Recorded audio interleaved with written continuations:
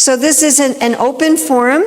Anybody that would like, but we want to focus this morning with Kalki. We focused upon the mood, the purpose. So we're going to focus on this hour on book distribution, particularly in Chicago. So if anybody, how many of you distributed books? How many of you distributed books in Chicago?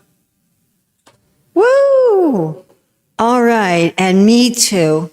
So maybe I should start with myself just briefly. Should I do that? Is that okay? Okay. So I officially and permanently joined the International Society for Krishna Consciousness on June 17th, 1973. At about noon, and about 3 hours later, Kishore Kishori were installed. I had stayed in the Evanston Temple for 2 weeks in February, but I wasn't an official member yet. The next day, I went out on Harinam, and the next day, I was at O'Hare. Now, in those days, we didn't have saris. We just had pieces of polycotton cloth. And as an unmarried woman, I was wearing saffron, of course. And it was very heavy cloth. Like this has 7 pleats. Those saris had 25 pleats. So it was pleated from here to here. And then it was heavy cloth, so it was like this on the floor. You had a border of dirt on it. And in order to keep it on your head, you had to have a safety pin. So we would safety pin it, and after we were running around the airport for a while, the pin would move up to here, and you can see this on some old photographs of the women with it pinned like that because it would move. And then first day, of course, I didn't have a nose ring, but pretty soon we all had a big nose ring, like it was big, like an inch in diameter nose ring. So, and then the brahmacharis often had different colored saffron because we would dye it with rit tangerine, And so, now I remember Radhasham particularly, he used to like to wear a turban. You remember that? So there'd be one color kurta, one shade of dhoti, and one different shade of turban. So anyway, so we go out to the airport looking like that. I remember one man walked up to me and said, "You guys look like a bunch of clowns." And I thought, he's so offensive. And then I looked around, I'm like, we really actually do look like a bunch of clowns. But we were young and exuberant. And first we just said back to Godheads. And so we were literally running. "Would you like to take this magazine about love of God? Would you like to take this magazine about love of God?" And I can't do that anymore, but I could do that then, and collecting like 25 cents. And then the BBT party came and they said, "Hey, you guys got to do big books." I should also say in those first 2 weeks when I was distributing just back to Godheads and as a brand new member of the Hare Krishna movement, I was able to philosophically defeat 100% of the people I encountered in O'Hare Airport, which gave me so much faith in Srila Prabhupada. Anyway, the library party came and trained us up. So first they got us pieces of silk cloth, colored, because there weren't Indians in America at the time. There weren't Indian stores. So we got these really pretty silk saris. And of course, we would show the George Harrison page in the Krishna book and so forth. So that went on a little bit. And then they decided that we should be wearing skirts and like blazers. And we would have a little button that looked like Apple Records, right? And we would always show people the George Harrison page. And we would especially target the military people on payday. That was a biggie. Yes. And it was a lot of fun. So I'm just going to tell you 2 little stories. So in one of them, Sri Govinda had ordered, this story happened after I was married. I got married after I was in the Hare Krishna movement for 4 months to a very senior devotee, which meant he'd been in the movement for 3 years. And He was a temple treasurer. So because my husband was a temple treasurer, I was aware that Sri Govinda had ordered some paraphernalia for Kishore Kishori from India, but it was stuck in customs. And we needed $600 and something to pay the customs fee to get that. So again, I was aware of that because my husband worked in the treasury. And if we didn't pay that money by the next day, everything would be sent back to India. So we were at O'Hare, and you remember Kalalapa, of course. So Kalalapa comes up to me and she says, I just distributed books to a drunk sailor, and he gave me 600, whatever. It was exactly what we needed to pay for Kishore Kishori's paraphernalia. It was one of those stories. The other little story that I like is we were out on Harinam on a Saturday night, and after the end of Harinam, it was late, Mahamuni said, who wants to go to O'Hare?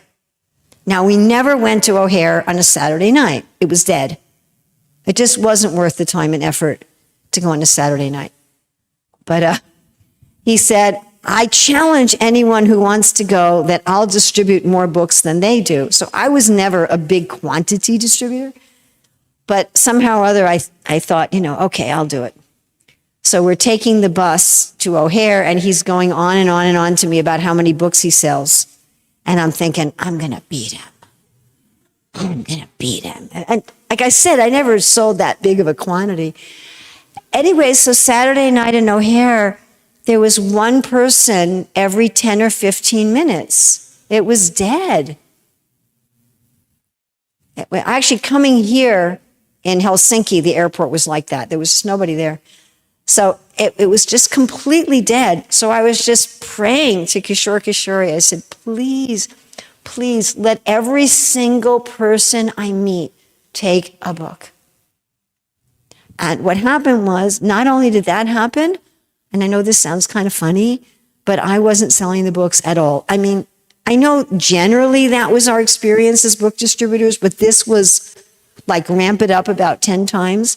I would just meet somebody, and I would open my mouth, and I didn't even know what I said. I was just the observer, like, what am I saying? And then they'd go, sure. And I'm like, what did I say? I don't even know. And they would take a stack. And then I'm standing there for 10 minutes, and then someone else, and this was repeated the whole time that we were there, and I beat Mahamuni.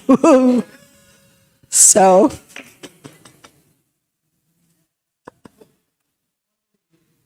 that's why he didn't come. So he's not here to defend himself. I don't know. Anyway, so those are the two little stories that I wanted to tell. So open up. Especially I'd like to hear from anybody who distributed books, 1, 2 stories. And we have a mic, another mic. Are you the runaround mic person? Woohoo. Okay. Put your hands up again, and let's just see anyone who distributed books at O'Hare. Everybody, not everybody. Or anywhere in Chicago. All right, so just go around and let's ask people.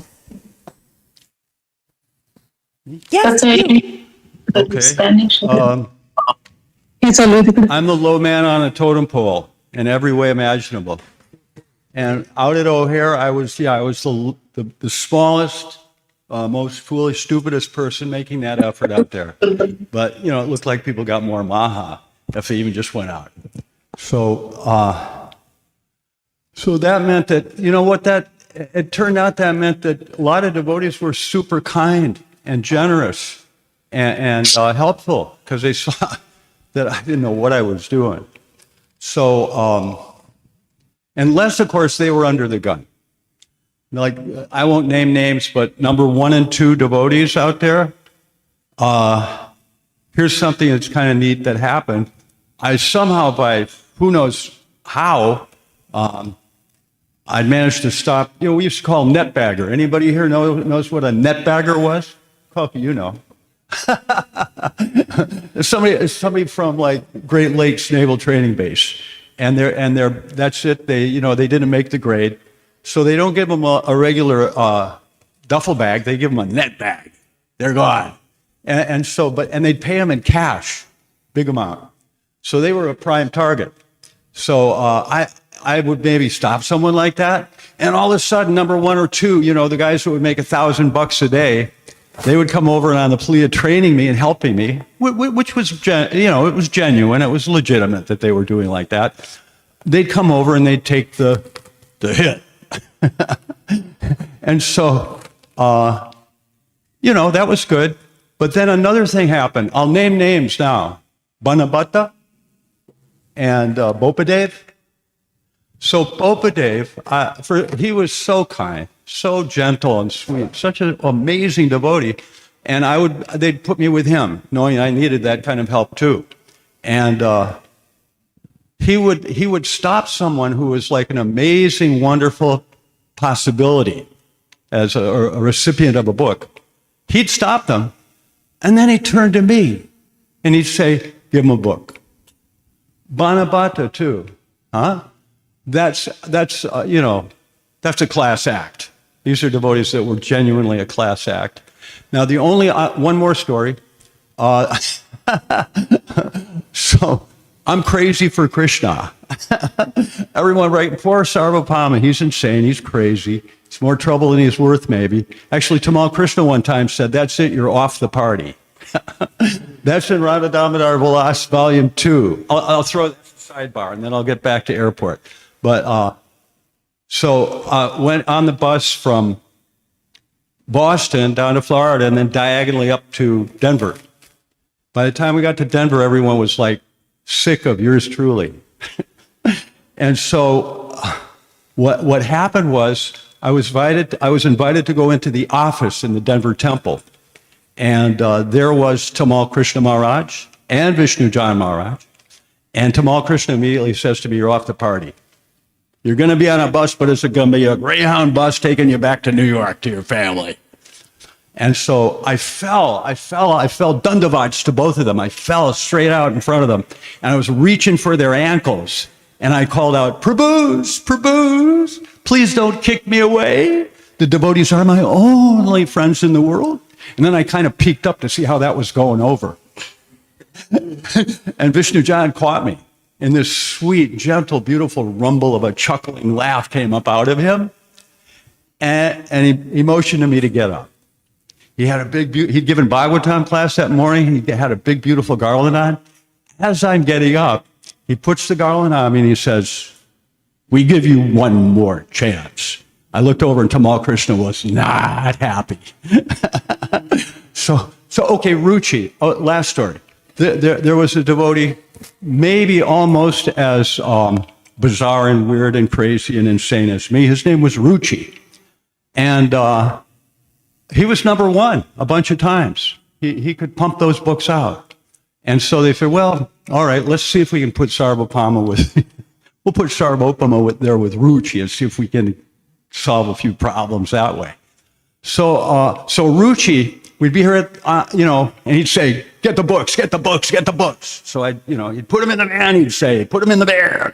So I'd gather the books together, put them in the van, and then we'd be on our way out to O'Hare, I'd be at the wheel, and he'd say, "Both hands on the wheel." So that was our relationship. And we get out to the airport. Okay, the first day I worked with him, Terminal 1. Okay, 2 more minutes.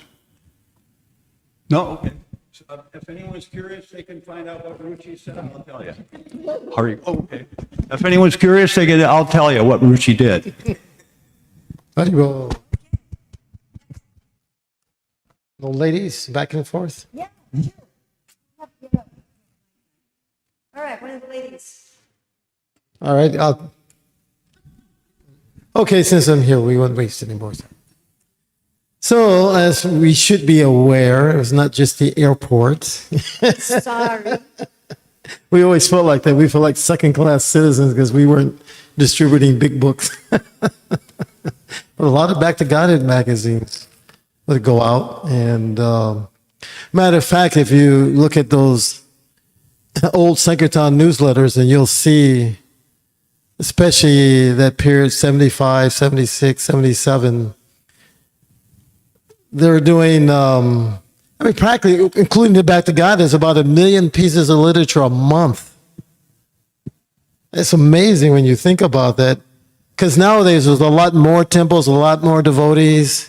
They're not doing 1 million pieces of literature a month at all. And, nowadays, of course, you can go like this and people just walk up to you. You can just tell them, Krishna's God, Bhakti Yoga. I'm like, oh, have you heard of Bhagavad Gita? Sure, I've heard of Bhagavad Gita. Yeah, very easy nowadays. So my reason I went on book distribution is because I didn't want to wash pots. So, and when you join, that was just put you in the kitchen first. Yeah, that didn't work for me. No? No, they still made me wash pots and polish. Well, yeah, on Sundays. We had to do it Sundays. Sunday, your day off. I had to do it every other day, or like the morning washing pots and silver, in the afternoon at O'Hare. So that strategy didn't. Yeah, I was. You got it. I was motivated. It's a pretty shy person, so the airport was a little hard for me because I was kind of shy. I had to be aggressive. But we had about 2 parties, 4 devotees each. We would go on the streets. Generally, we just did the intersections because you could do 200 magazines each a day. We had it all mapped out. Mahamuni was generally in Ranganov. They managed that street party. And we had systematically, because you try to plan it that maybe in a 2-month period, you hit the intersection once. And you come back in 2 months, it's fresh again. So you work it for about a week. By Friday, it was like pulling teeth because they've seen you. But the Monday, that would be pretty good. So you find the lights that had of course, the most time, because you got 60 seconds, maybe 30 seconds. And you want to do 2 or 3 magazines in 30 seconds. So, how did you do that? Really just by being aggressive. We had candy and different things, but generally you had to get the first car to give. If the first car didn't give, nobody else is taking. If the first one gives, you can get 2 more for sure. You don't have to say anything. You just walk by and they give it to you. So the general method was that first car, you got to get him to roll the window down. And even if he doesn't give, you pretend like he gave. So the other cars were like, oh, okay, that person gave. So you kind of block the vision so they don't see what's going on. And you beat that window. I mean, because they're ignoring you. They're like, now they're mad, which was good. Because when you're mad, you're distracted, right? So they roll the window down, and just when they're about to scream at you, you toss the magazine in the back seat. Because cars were real big back then. How are they going to reach back there and get the magazine? Right? So now they're really mad because you threw the magazine in the back seat, and they're like, and you just start screaming, hurry up and give a donation before the light turns green. Come on, what are you taking so long for? What's it all about? You can read about it later. It's in the magazine. Come on, hurry up. Okay. Now the other cars, they seen you beating on that window, so they're ready. They're wasting time. Everybody, okay, come on, get your magazine. And if they didn't give, then you block it, because usually they're screaming at you really, so you're kind of like, okay, thank you, yeah, thank you. And then you just go around like they took one, that they gave something. Now, the next day, you go out, and you hope you don't see those same people again. Because now they're throwing magazines out the window sometimes. Or sometimes, strangely enough, 3-4 months, I swear this one car, we see him all the magazines are stacked up in his back seat. He never took them out. Every month there's a new issue, right? And they're just in the back seat, all our magazines. And he always give. Thank you. So that's kind of the...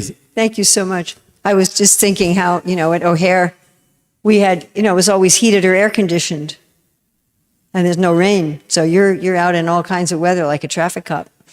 All right, who's next? One of the ladies, please. Oh, come on, Mekala.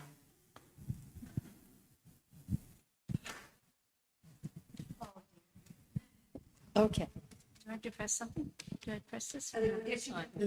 It's on? Okay. Well, unfortunately, I don't remember any incidents, but I remember the energy and the mood. We felt we had authority. We had a right to be there, although there wasn't, it came from above. And we felt we were on a mission. And we felt strong. And the association I had from those days has set the mood for my life. Thank you. That was beautiful. The sense of empowerment, yes? Excellent. Mitrosena? Yeah, I got a short one. We were on traveling Sankirtan from the Berkeley Temple. We had a van load of books, and we just kept going further and further east. And by the time we got to Minnesota, we were going in parking lots. We'd show them a book, Srimad Bhagavatam, and they said, "Oh, I got that at the airport." And I'd ask them, "Which airport?" "O'Hare." And we went into, let's see, where else? Indiana, Iowa. Everywhere we went, people in the parking lots were saying, "I got that same book in O'Hare." Iowa, Minnesota, even way out in Idaho, all over the U.S., people were saying, "I got that book in O'Hare Airport," and we were thinking, "What is this O'Hare Airport? Where is it?"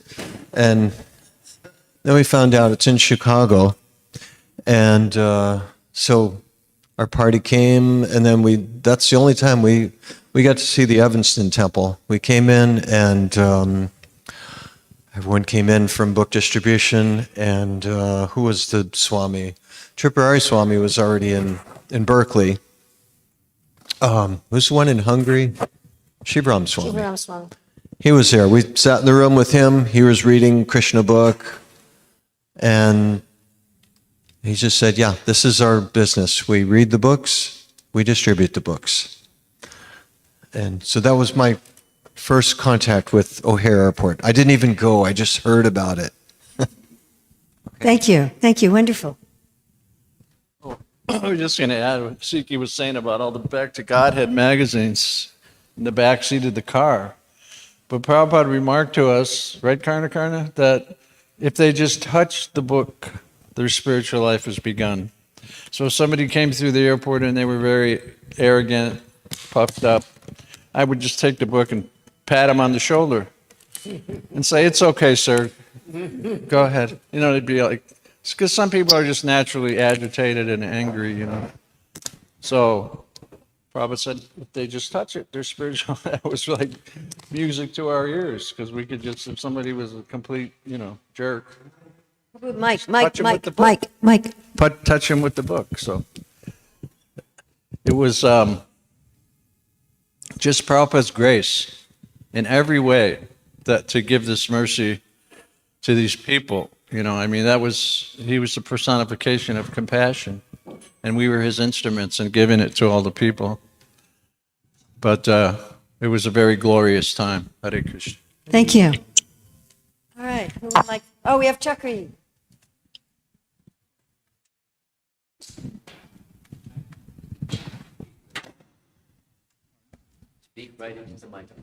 I just wanted to, thank you, Hare Krishna. I just wanted to mention a quick thing. Historically, I remember, because this hasn't been mentioned probably for a good reason, but anyway, historically, I remember coming in Evanston, and right about that time, a little after that time, there was a problem with this grandfather. His name was Yanoff, and some devotees or whatever. And, so they had a problem, and they were on the radio having debates with Tripurari Swami on the radio. So finally what they did was they had all their family come to the O'Hare Airport with these clickers, and devotees couldn't distribute anymore, because as soon as you tried to distribute a book, all these people would come with these clickers and stand around them. The only person that could distribute was Ranganath Prabhu, who's down in New Orleans. And so after that, and then Ganapati Maharaj started doing these records, these albums. We had the whole Evanston Temple in the basement was full of records, thousands and thousands. And from those days, and Ganapati Swami's party one year, in a couple of months, they collected $200,000, and I don't know what happened with the Lakshmi, but anyway, so that was a historical thing that it was interesting to note that. Thank you. Thank you so very much. Okay, who would like to contribute next? Nutama Prabhu? Let's see, how do you get this picture up on the screen? Malati?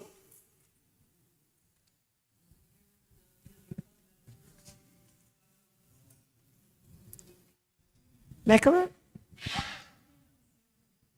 You could get Mekala?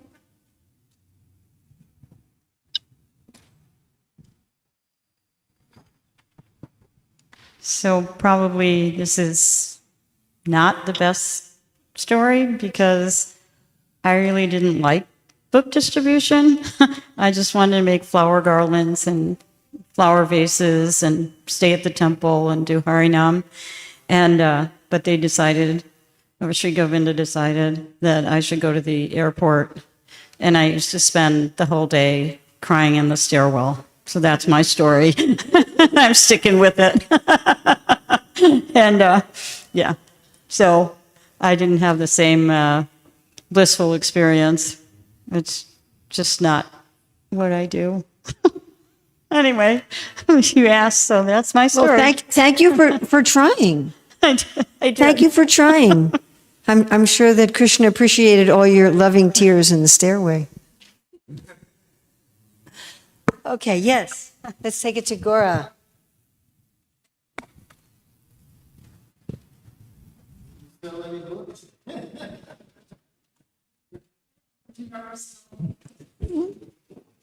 So I had the good fortune to meet Nandi Keshwara Prabhu, Dharmaprana, and Duryodhan Guru in my hometown of Winnipeg, 13 hours north of here. And this was in the spring, and I started going to the temple, and Nandi Keshwara Prabhu said, "We're going to see Srila Prabhupada in Chicago. Do you want to come?" It was the July 4th weekend, 1975. And I said, sure, I'd love to meet him. And so we drove down here, and I'm coming from a temple with maybe 12 devotees, and then coming into a beehive of about 400 devotees. I think there's 108, or some say 100, brahmacharis from Radha Damodar that were being initiated. 75? Okay. Very, very intense mood. And I stayed for the 11 days that Srila Prabhupada was here, July 3rd to whatever 11 days is after the 3rd.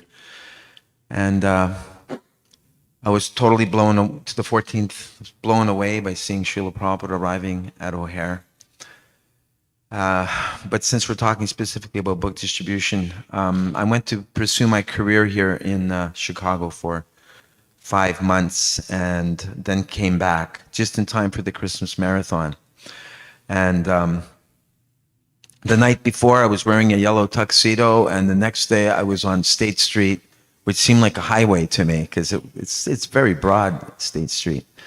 And I had my ISKCON relief can, 175 BTGs in a box, candy cane prasadam.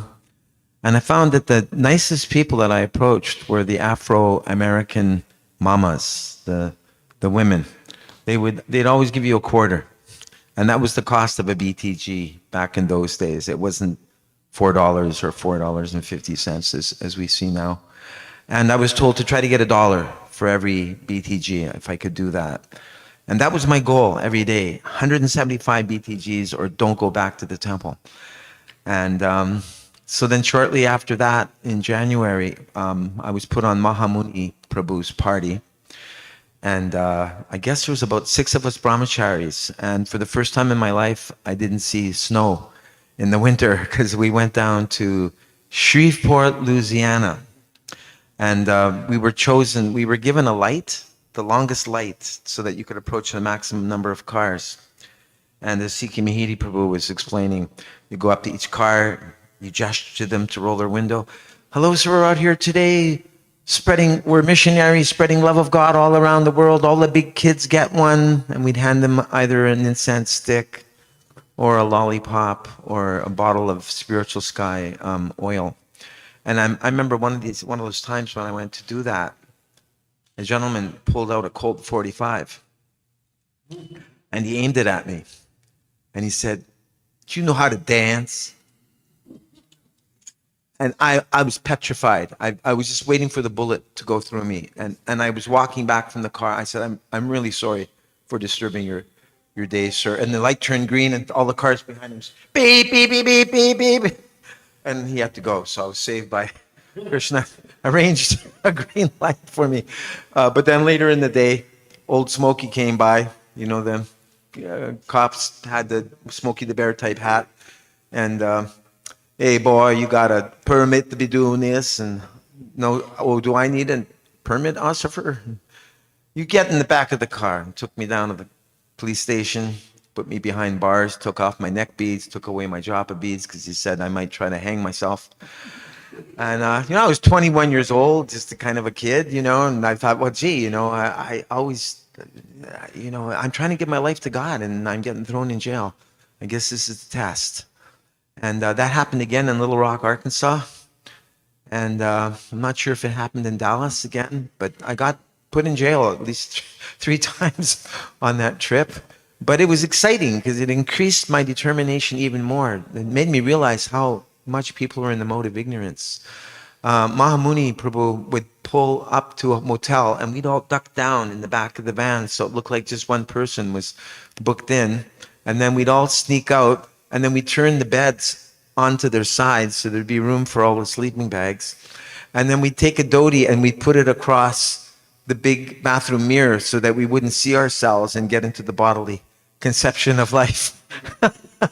And I was given the service to pick flowers because we put some vases for a little makeshift altar that we had.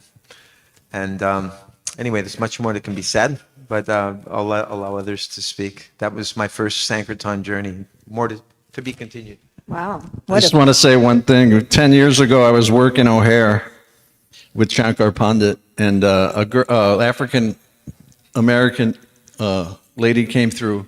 She was like in her maybe 40, and I approached her, and I showed her the book, and she saw Krishna's name. She said, "That's my name."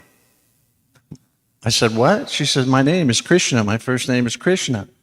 And she pulled out her driver's license, and her name was Krishna Williams. I said, "Where did you get that name?" She said, my mother used to work downtown Chicago, and she got a book called Krishna. And because Manasuda and I opened up downtown for Krishna books, and we were doing 100 each every day. And for small ones, paperbacks. And she said, "Yeah, my mother liked that name so much, she named me Krishna." And she wound up buying 3 Bhagavatams for me. She was really sweet. So we all became devotees through book distribution. Hare Krishna. Yes.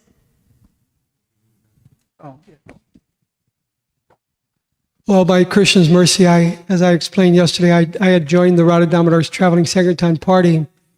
And probably after 10 years of traveling, close to 10 years, maybe 7, whatever, we wound up in Chicago, Tripurari Swami's party. But many devotees don't know that in order to be successful at Sankirtan, which Srila Prabhupada approved from the Chaitanya Charitamrita Maharaj Prataparudra, were a disguise to meet Lord Chaitanya. So for those devotees that don't know, we used to, of course, wear a Western dress, but we also wore wigs that they wouldn't identify that we were being advertised as a cult in those days. We weren't even from this planet.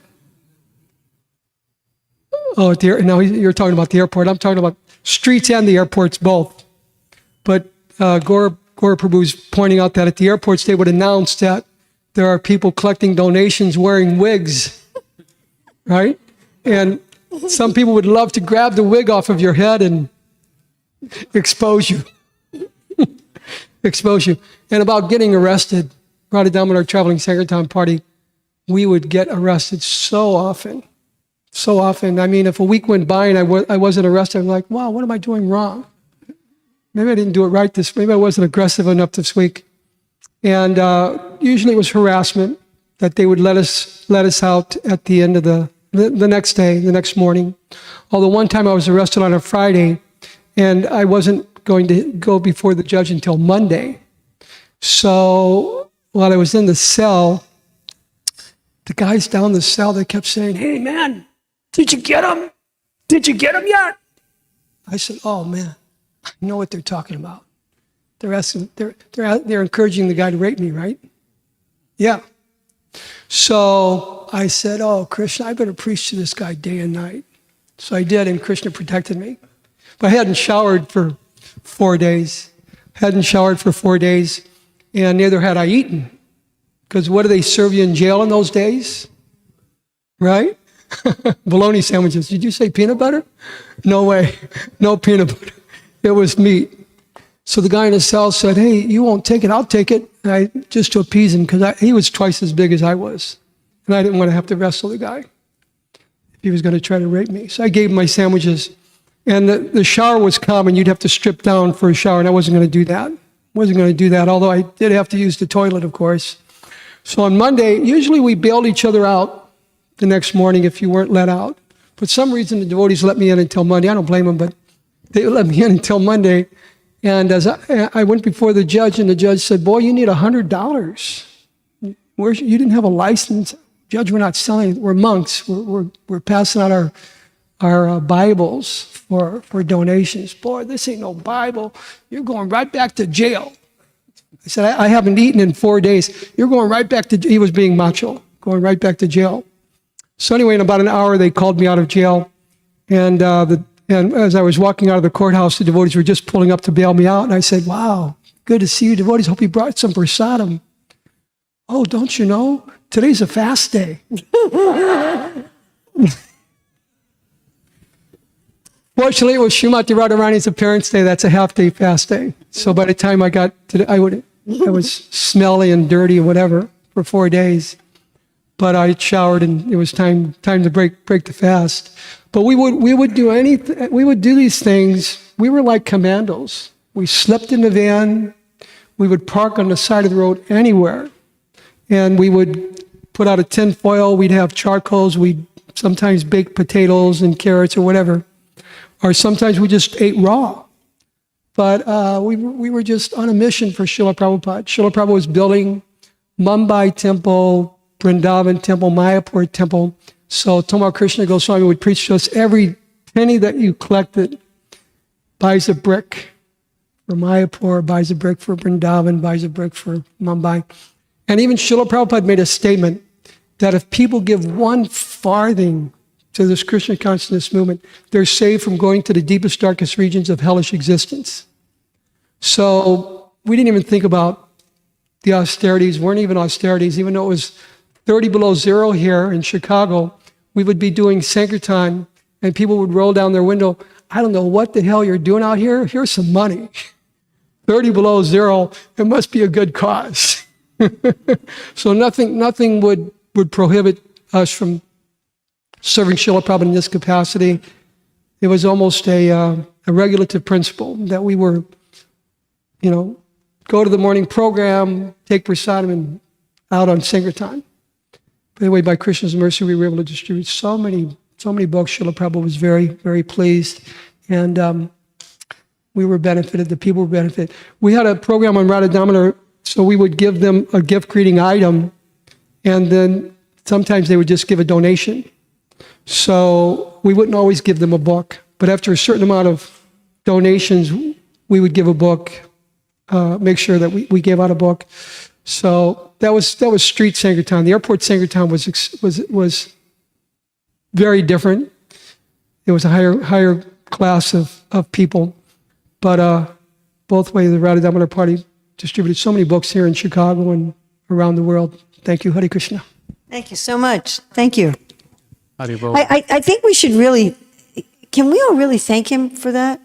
Can we stand up? Stand up. I want us to stand up.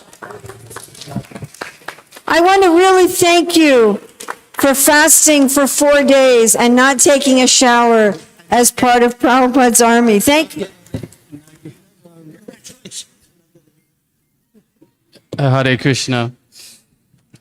I never had the opportunity to distribute books in O'Hare Airport, but in the late 70s, I mean 79, 80, I started a program at Cook County Jail where we had devotees.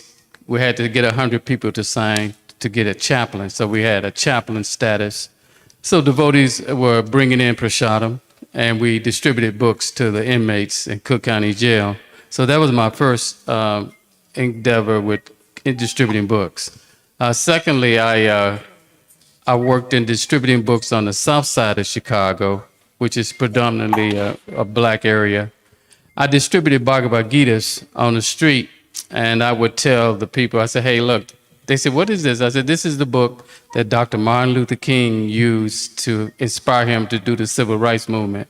So that went over very well. So I was able to sell a lot of books that way. Also, recently, in the last maybe 15 years, we've been engaged in distributing, I think, thousands of books on the South Side during our annual Billiken Parade. And people are very eager to get Prabhupada's books. They be begging, give me a book, give me a book. So it's always a great experience to spread this Krishna consciousness movement by distributing books. So I'm very thankful to have had that opportunity. Thank you.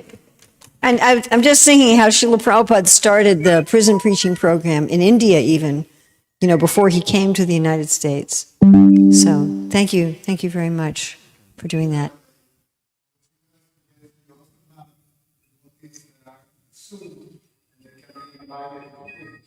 Okay. Okay. First, I want to ask if there's anybody here present also that we didn't call on yet. Okay, 2 more. Let's take care of here, and then we can do that. Thank you. Thank you, Subal. Yes, go ahead, Prabhu. Hare Krishna. I'd like to thank everyone here, or everyone that distributes books, Prabhupada's books, because in 1972, I came across the devotees down on State Street, and I got a Back to Godhead magazine. I was hooked. I've been hooked ever since. And I was hoping to meet this fellow named Rudra here today, because I believe that's the one person who gave me that opportunity to really understand and complete my search for God. I had always been I had been taught to love God all my life, and I was searching. And when I got Back to Godhead, all my questions were answered. So what I wanted to say is, you never know the power of Krishna, just like you never know the power of the holy name. You don't know the power of the book, Bhagavat. We were talking about that earlier. There's so much transcendental energy and strength in what we're doing. So I'd like to thank each one of you that have ever distributed a book, because you saved my life. Maybe not you personally, but somebody just like me. I was one of those black kids off the west side of Chicago. It's so, I'll just leave that there with my thanks. But I want to share a little story with you.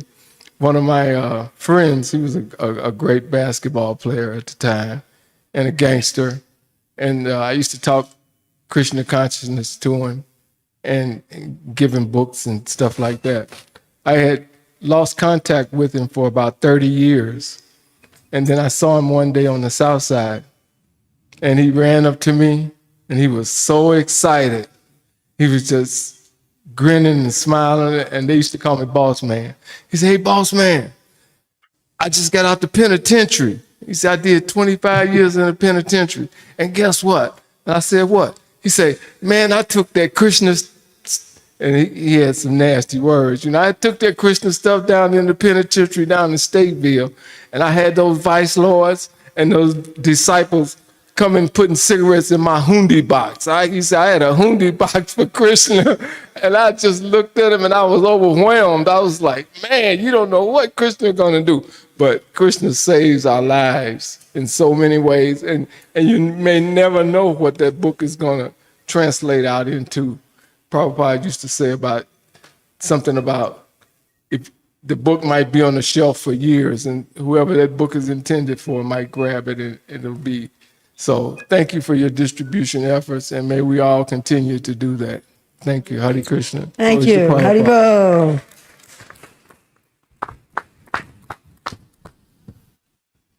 So I thought I would just share a little bit, something that I really Can you have it straight appreciated. on? Yeah. Something that I appreciated about those days when I was actively engaged in Sankirtan. Most of us here had this experience, but some of the devotees didn't. But we had a certain camaraderie amongst all of us. And the environment that we were in, especially at O'Hare, there was no security in those days. So people would come down. Prabhu, Mike, you really like straight on. Okay. People would come down the terminals, and we would be strategically located where they would all come down. So at every spot in the airport, which was in each terminal, probably about 3, one in the end, 2 in the middle, there would be 3 or 4 or more, depending on the terminal, devotees standing together. And, if somebody hit you in the head, which was a fairly common occurrence, or banged you with their briefcase, you would look over and you would see Tranakarta shaking a hand and giving somebody a book, and you go, okay. And it would re-enliven you to just go back and distribute more books and undergo whatever austerities that you had to undergo. But that camaraderie was also there in the temple. You would get up and go to the morning program. Everybody would be there. It would be extremely enlivening, and everyone would be chanting japa together. And so I guess I should express some appreciation for the devotees who were out on traveling Sankirtan, like Sikhi Mahidi Prabhu and other devotees that we've heard about, who they would be gone for all week and they'd come back for the Sunday feast. And but for me, I really did appreciate that, because when I joined, I would distribute in the streets and street lights, but to come and have that opportunity to distribute at the airports and have that association with devotees, it was quite enlivening, and the atmosphere was pretty transcendentally electric, let's say, inspiring, certainly, myself and most devotees I know. Hare Krishna. Thank you. Hare Krishna. Can I? Is there we have someone else? Yes, you? Uh-huh. Okay. Awesome. And Hare Krishna. please, try to have it straight on, yeah. Okay. Got it. So it's Hare Krishna. It's been about 1 year. Yeah, about 1 year since I distributed my first book. And coming from, a person who received a book, and that's how I got started. A really funny, quick story. I was reading Prabhupada books, alone in Los Angeles, and I thought there was no society. I thought there was no devotee. So when I heard, I was so ecstatic. I ran to the temple the first chance I got, and because I thought this was esoteric information. I was like, no one knows about this, and it's impossible. Like, this is truth. And so, in the last couple months, I got really ecstatic about book distribution. So I bought a couple cases and, just passing them out either in, Sankirtan or, when we go in Harinam, around the block or such. And so I thought in my trip to LA last month to bring a bunch of books. And so I get to the thing, I buy, what do you call it? A check bag. I buy a check bag and my bag is full of books.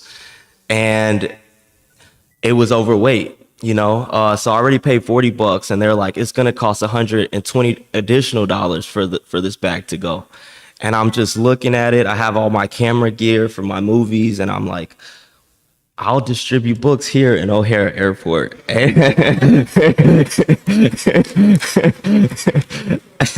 And so that's what I did. And it was a bunch of Gitas and Chana Be Happies, and they were all gone by the end of it. Oh, thank you. Thank you. All right, so I think, oh, yes, Mitra. Oh, who? What? You or someone else? Who? Okay. Thank you. Yeah. Yeah.